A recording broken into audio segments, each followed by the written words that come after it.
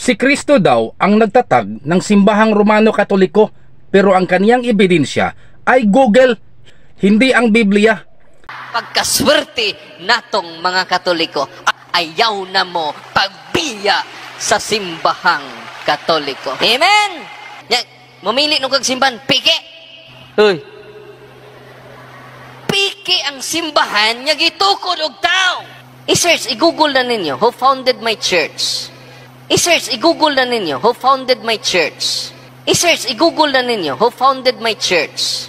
Ito lang po ang apilar ko sa ating mga kapatid na mga Katoliko, na sana po magbasa na kayo sa banal na kasulatan sa salita ng Diyos sa Biblia na magbibigay sa atin ng kaalaman at maghahatid sa atin sa tunay na kaligtasan sa pamamagitan lamang ng ating Panginoong Jesucristo. Ito po ay mababasa sa pangalawang Timoteo Kapitulo 3, versikulo 15.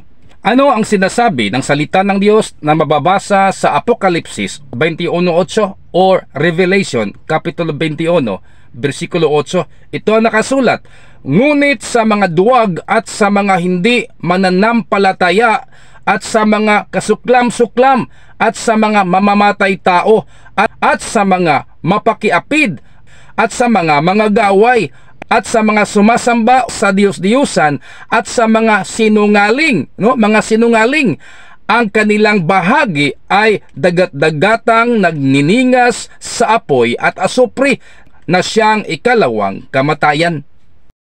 Punto Biblikal.